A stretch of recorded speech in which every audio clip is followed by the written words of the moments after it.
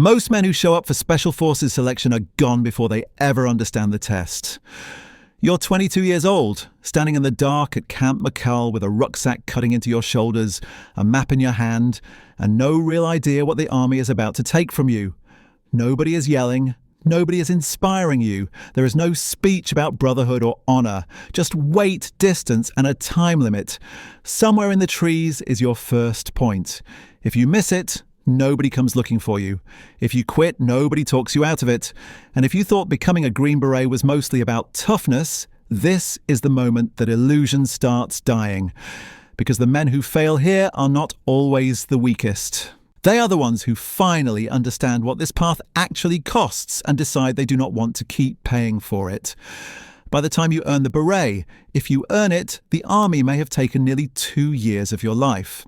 It will test your body, your judgment, your language ability, your ability to lead strangers, your ability to stay useful under stress, and your ability to keep functioning when every rational part of your mind is telling you to stop. And most men never make it that far. Because this is not one test. It is a long, narrowing process designed to strip away everyone who only like the idea of special forces. It starts before Camp McCall, before airborne school, before anyone hands you a rucksack and tells you to move. It starts with whether the army even thinks you are worth the trouble. Level 1, the candidate. You're 21, maybe 22, and you want in. There are 2 ways this starts. Either you are already in the army, sitting in a regular unit and looking at special forces as the next step up. Or you walk into a recruiter's office as a civilian and ask for an 18X contract, which is the closest thing the army offers to a direct shot at the pipeline. Either way, the fantasy dies early. You do not just volunteer and get a chance. You need the scores. You need the citizenship. You need the physical baseline. You need the kind of testing profile that tells the army you might actually be useful in a world built around unconventional warfare. A lot of people never even get to the glamorous suffering part. They wash out on paper, low aptitude, weak scores, bad fit before the real game even begins. If you are already in uniform, you submit your packet and wait. If you are a civilian on an 18X contract, the army still makes you earn your way to the gate.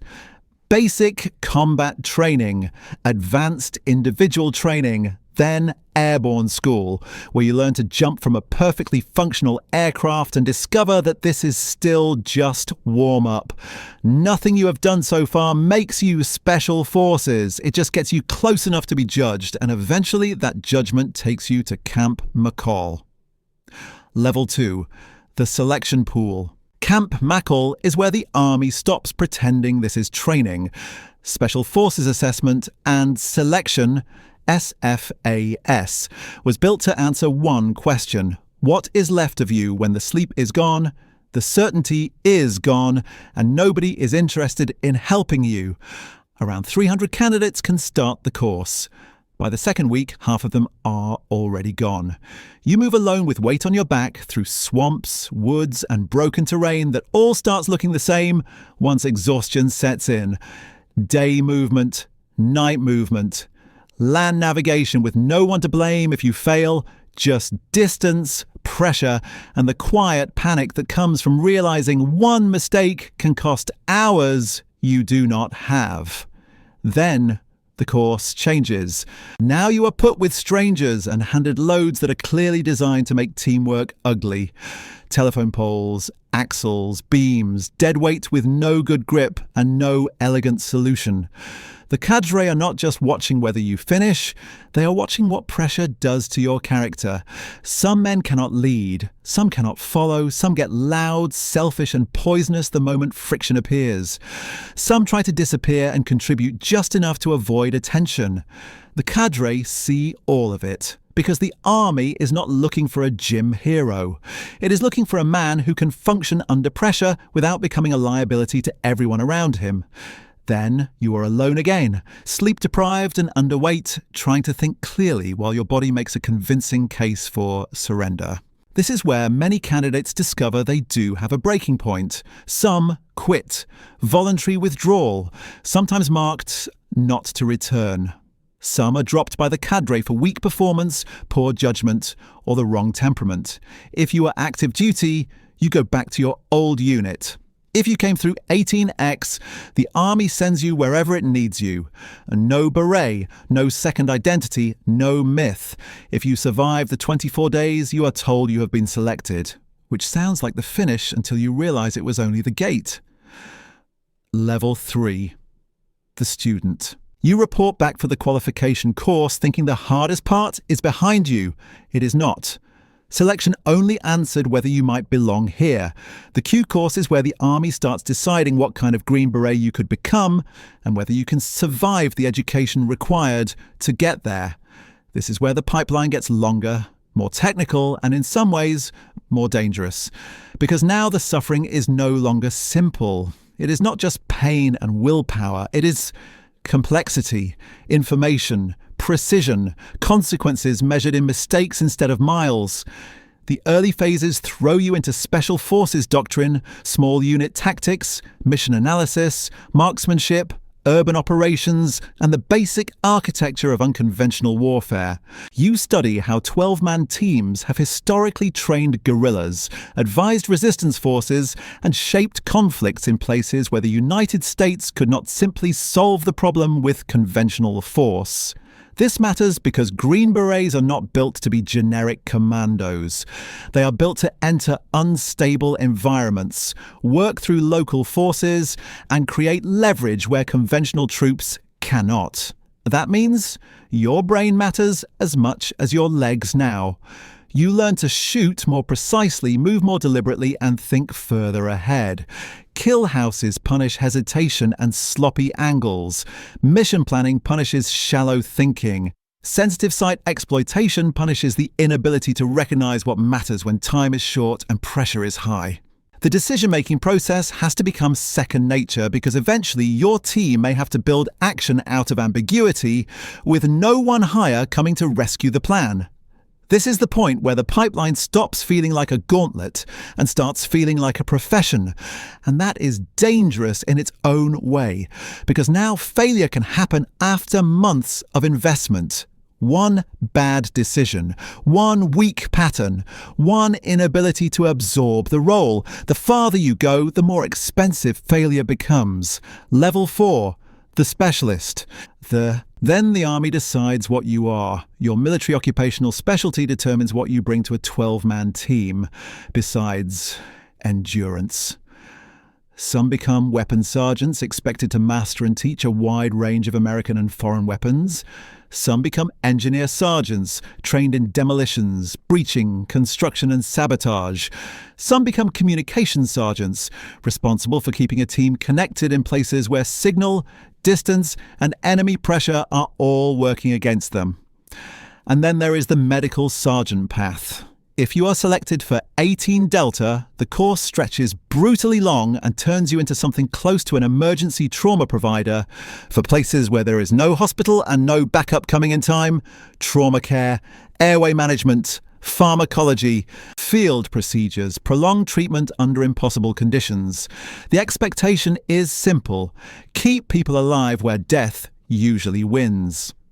While you are mastering your specialty, the Army adds another layer: language, Spanish, French, Arabic, Russian, Mandarin, assigned partly by aptitude, partly by future need. Because Green Berets are not just trained to fight, they are trained to work through people, cultures, and local power structures. That is one of the clearest dividing lines in the entire special operations world. The mission is not always to hit a target and leave. The mission may be to live among people, advise them, train them, persuade them, and shape events through them. That requires more than violence. It requires patience, judgment, and the ability to carry American power in a form that does not always look American. By this point, the version of you that first wanted the beret is already dying off. What is replacing him is harder to impress and much harder to break. Level 5. Robin Sage. Then the Army gives you a country that does not exist and expects you to act like it does. Robin Sage is the culmination exercise, and by the time you reach it, the pipeline has already spent more than a year teaching you skills, testing your judgment, and forcing you into a shape that resembles special forces. Robin Sage is where they find out whether any of it holds together when the environment starts breathing. You are inserted into the fictional country of Pineland, a place built across rural North Carolina and treated like a real unconventional warfare problem. Civil war, guerrilla forces, political friction, uncertain loyalties, mission pressure. Your job is to link up, assess the resistance force, build rapport, train them and lead them in operations against enemy forces played by actual soldiers.